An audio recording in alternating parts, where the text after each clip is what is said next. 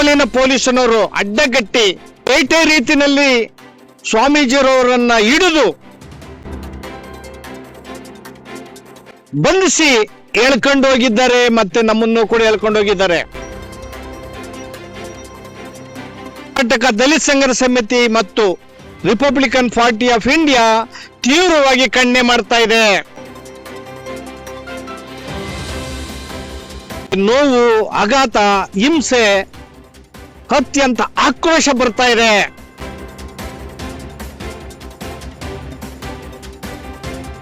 ನಾಳೆ ನಡೆಯಬೇಕಾದಂತ ಸಂಪುಟವನ್ನ ನಾಟಕೀಯ ರೀತಿಯಲ್ಲಿ ಸಿದ್ದರಾಮಯ್ಯನವರು ಮುಂದೂಡಿದರೆ ಅವರ ಸರ್ಕಾರಕ್ಕೂ ಅವ್ರಿಗೂ ಧಿಕ್ಕಾರ ಇರಲಿ. ಯಾಕ್ರಿ ನಮ್ಮನ್ನ ಹಿಂಡಿ ನಮ್ಮನ್ನ ನೋವನ್ನ ಕೊಡ್ತಾ ಇದ್ದೀರಿ?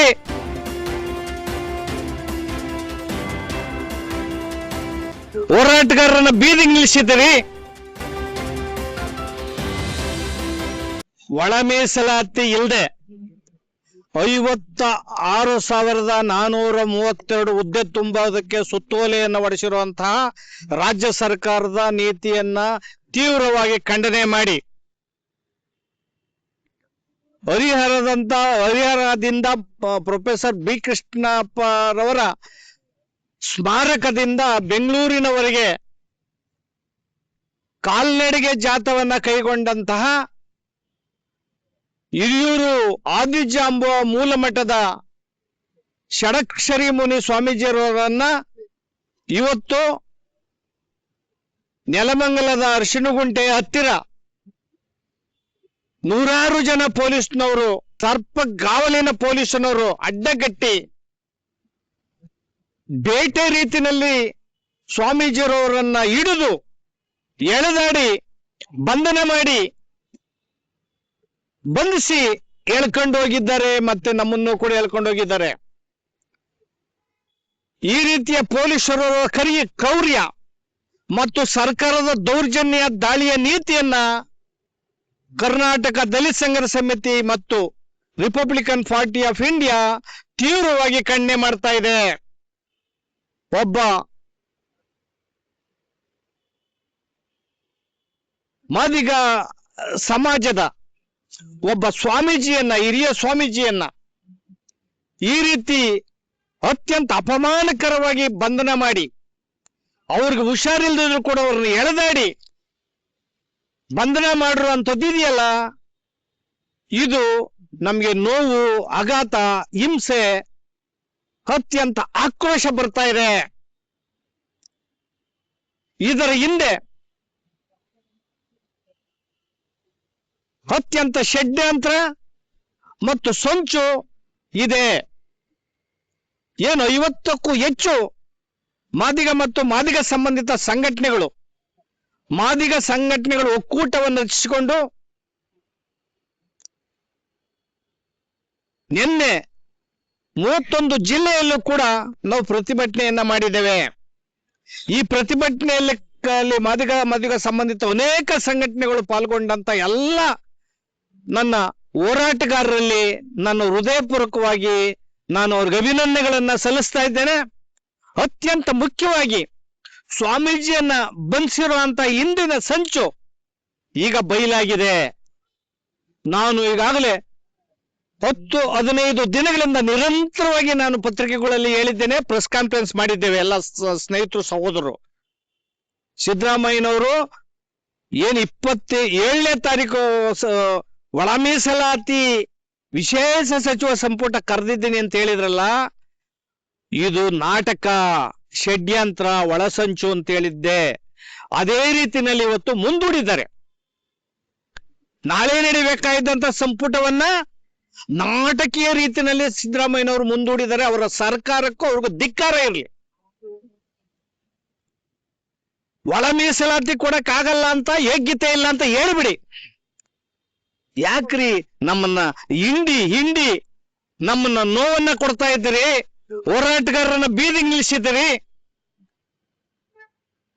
ಸುತ್ತೋಲೆಗಳನ್ನ ಸುಪ್ರೀಂ ಕೋರ್ಟ್ನ ವಿರುದ್ಧ ಸುತ್ತೋಲೆ ಹೊಡೆಸಿದ್ದೀರಿ, ಸಂವಿಧಾನದ ವಿರುದ್ಧ ಸುತ್ತೋಲೆ ಹೊಡೆಸಿದ್ದೀರಿ. ಈಗ ನಿಮ್ಮ ಏನು ಒಳ ಮೀಸಲಾತಿ ವಿರೋಧಿಗಳು ಇದ್ದೀರಲ್ಲ, ನಿಮಗೆ ಹೊಟ್ಟೆ ತಣ್ಣಗಾಯ್ತಾ? ಚುನಾವಣೆ ನೆಪ ಹೇಳಿ, ನೀತಿ ಸಂಹಿತೆ ಅಂತ ಹೇಳಿ, ನಾಳೆ ನಡೀಬೇಕಾದಂತ 27/3/2020 ನಡೀಬೇಕಾದ ಸಚಿವ ಸಂಪುಟನ್ನ ಏಕಾಏಕಿ ಕೊನೆ ಗಳಿಗೆನಲ್ಲಿ ನೀವು ಅನಿರ್ದಿಷ್ಟ ಕಾಲ ಮುಂದೂಡಿದಿರಿ. ಏನು ಚುನಾವಣೆ ಫಲಿತಾಂಶ ಮೇ 4 ಇದೆಯಲ್ಲ, ಅಲ್ಲೇವರೆಗೂ ಕೂಡ ತೀರ್ಮಾನ ತಗೊಳಲ್ಲ ಅನ್ನೋದಿದೆ. ಆ ತೀರ್ಮಾನ ಏನ್ ನೀತಿ ಸಂಹಿತೆ ಮೇ 4 ಇರ್ತದೆ, ಇನ್ನು 1.5 ತಿಂಗಳು. ಆ ನಂತರನು ಕೂಡ ಸಿದ್ದರಾಮಯ್ಯನವರು ಇರೋವರೆಗೂ ಕೂಡ ಈ ಒಳ ಮೀಸಲೆಂದು ವರ್ಗೀಕರಿಸಲ್ಲ. ಆದಷ್ಟು ಬೇಗ ಸಿದ್ದರಾಮಯ್ಯ ತೊಲಗಲಿ, ಸಿದ್ದರಾಮಯ್ಯ ಹೋಗ್ಲಿ. ಸಿದ್ದರಾಮಯ್ಯ ಎಷ್ಟು ಮೋಸ ಮಾಡ್ತೀರಿ, ಎಷ್ಟು ವಂಚನೆ ಮಾಡ್ತೀರಿ, ಇದು ಮೋಸ, ವಂಚನೆ, ಷಡ್ಯಂತ್ರ, ಅನ್ಯಾಯ, ಅಕ್ರಮ. ಇದು ಸಂವಿಧಾನದ ವಿರೋಧಿ ನೀತಿ, ಇದು ಸಂವಿಧಾನದ ಕಗ್ಗೊಲೆ, ಇದು ಸುಪ್ರೀಂ ಕೋರ್ಟ್ ನ್ಯಾಯದ ತೀರ್ಪಿನ ಕಗ್ಗೊಲೆ ಮತ್ತು ವಿರೋಧ. ಇದು ಈ ರೀತಿಯ ನಾಟಕವನ್ನ ಆಡೋದ್ ರೀತಿಯಲ್ಲಿ ಈ ರೀತಿ ಅಧಿಕಾರವನ್ನ ಮಾಡೋದ್ರ ನಾಚಿಕೆಯನ್ನ ಅಧಿಕಾರ ಮಾಡೋದಕ್ಕಿಂತ ರಾಜೀನಾಮೆ ಬೀಸಾಕಿ ಮನೆಗೆ ಹೋಗ್ರಿ. ಏನ್ ನಮ್ಮ ಸಮಾಜದ ಮಾದಿಗ ಸಮಾಜದ ಸಚಿವರು ಇದ್ದೀರಲ್ಲ, ಹಿರಿಯ ಸಚಿವರಾದಂತ KH ಮುನಿಯಪ್ಪ ಸಾಹೇಬರು ಕೂಡ್ಲೆ ನಿಮ್ಮ ಸ್ಥಾನಕ್ಕೆ ರಾಜೀನಾಮೆಯನ್ನು ಕೊಡಿ. ಮತ್ತೊಬ್ಬ ಸಚಿವರಾದಂತಹ ತಿಮ್ಮಾಪುರವರು ಕೂಡ್ಲೆ ತಮ್ಮ ಸ್ಥಾನಕ್ಕೆ ಸ್ವಾಭಿಮಾನವನ್ನ, ಕುರ್ಚಿ ಗಂಟ್ಕಂತಲೇ ಸ್ವಾಭಿಮಾನ ದೊಡ್ಡದ್ ಮುಖ್ಯ ಅಂತ ತಿಳ್ಕೊಂಡು ರಾಜೀನಾಮೆಯನ್ನು ಕೊಡಿ. ಎಲ್ಲ ಶಾಸಕರು ಮತ್ತೆ ಕಾಂಗ್ರೆಸ್ನವರು ಎಲ್ಲರೂ ಕೂಡ ರಾಜೀನಾಮೆ ಕೊಟ್ಟು ಹೊರಗಡೆ ಬನ್ನಿ ಅಂತ ಈ ಮೂಲಕ ನಾನು ಆಗ್ರಹವನ್ನ ಮಾಡ್ತಾ ಇದ್ದೀನಿ. ನಾನು ಹೇಳಿದೆ 12ನೇ ತಾರೀಕು 50,000 ಜನ ಬೆಂಗಳೂರಿನಲ್ಲಿ ಐತಿಹಾಸಿಕ ಸಮಾವೇಶ ನಡೀತು. ನಮ್ಮ ಸ್ನೇಹಿತರು ಮುಖ್ಯಮಂತ್ರಿಗಳು ಕರೆದಾಗ 4-5 ಸಚಿವರು ನಾನು ಮುಖ್ಯಮಂತ್ರಿಗಳಿಗೆ ಭೇಟಿ ಮಾಡೋದು ಬೇಡ, ಹೋರಾಟವನ್ನು ಮುಂದುವರಿಸಿ ಅಂತ ಹೇಳಿದೆ.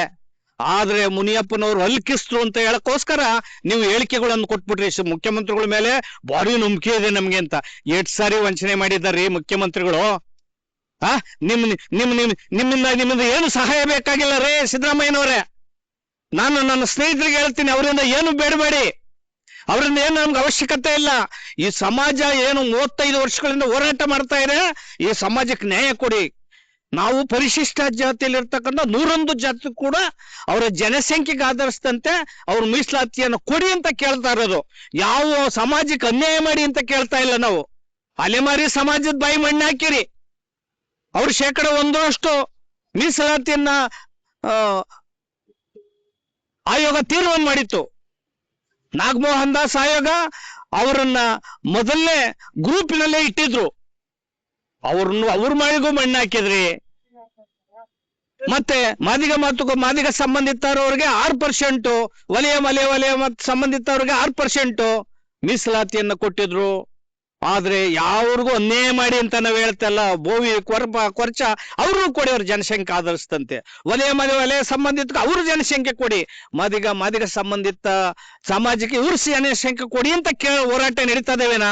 ಯಾರಿಗೂ ಅನ್ಯಾಯ ಮಾಡಿ ಅಂತ ಹೇಳ್ತಾ ಇಲ್ಲ. ನಿಮ್ಗೆ ಏನು ಒಳ ಮೀಸಲಾತಿ ಬೇಡ ಅಂದ್ರೆ ಏನು ಸದಾಶಿವ ಆಯೋಗ, ಮಾಧುಸ್ವಾಮಿ ಆಯೋಗ, ನಾಗಮೋಹನ್ ದಾಸ್ 6% ಮಾದಿಗ ಸಂಬಂಧಿತ ಜಾತಿಗೆ 6% ಹೇಳಿದೆ. 6% ಕೊಟ್ಟು ನೀವು ಉಳಿದವ್ರಿಗೆ ಕೇಳಿದವ್ರಿಗೆ ಕೊಡಿ ಅಂದ್ರೆ ಬೇಡ. ಇದ್ರನ್ನ ಹೋರಾಟವನ್ನ ಮಾಡ್ತಾ ಇದ್ರೆ ಇದು ನಾವು ಮಾಡೋಂಥ ಹೋರಾಟ ಸಂವಿಧಾನಬದ್ಧವಾದಂತ ಹೋರಾಟ, ನ್ಯಾಯಯುತವಾದಂತ ಹೋರಾಟ. ಇಂಥ ಹೋರಾಟಕ್ಕೆ ನೀವು ಅವಮಾನ ಮಾಡ್ತಾ ಇದ್ದೀರಿ, ಅಪಮಾನ ಮಾಡ್ತಾ ಇದ್ದೀರಿ. ನಾನು ಎಲ್ಲ ಹೋರಾಟಗಾರರಿಗೆ ಕೈ ಮುಗಿದು ಮನವಿ ಮಾಡ್ತೀನಿ, ಯಾರು ಹೋರಾಟ ನಿಲ್ಲಿಸಬೇಡಿ. ಕೂಡ್ಲೇನೆ ನಮ್ಮ ಸಮಾಜದ ಸಚಿವರುಗಳು, ಶಾಸಕರು, MP ಗಳು ಎಲ್ಲರೂ ರಾಜೀನಾಮೆ ಕೊಟ್ಟು ಕಾಂಗ್ರೆಸ್ ಇಂದ ಹೊರಗಡೆ ಬರಬೇಕು. ಜೊತೆಗೆ ದಾವಣಗೆರೆ, ಬಾಗಲಕೋಟೆ ಉಪಚುನಾವಣೆಯಲ್ಲಿ ಏನು 9ನೇ ತಾರೀಕು, ಏಪ್ರಿಲ್ 9ನೇ ತಾರೀಕು ನಡೀತದೆ, ಆ ಚುನಾವಣೆಯಲ್ಲಿ ಕಾಂಗ್ರೆಸ್ ಅನ್ನ ಡೆಪಾಸಿಟ್ ಕಳಿಬೇಕು. ಇವತ್ತಿಂದ ಎಲ್ಲರೂ ಕೂಡ ದಾವಣಗೆರೆಗೆ, ಬಾಗಲಕೋಟೆಗೆ ಹೊರಡಬೇಕು. ಕಾಂಗ್ರೆಸ್ ಪಕ್ಷವನ್ನ ಬುಡು ಸಹಿತ ಕಿತ್ತಾಕ್ಬೇಕು. ನಿಮಗೆ ಸ್ವಾಭಿಮಾನ ಇದ್ರೆ ಈ ಸಮಾಜಕ್ಕೆ ನೀವು ಅವರಿಗೆ ಕಾಂಗ್ರೆಸ್ಗೆ ಮತವನ್ನ ಚಲಾಯಿಸಬೇಡಿ.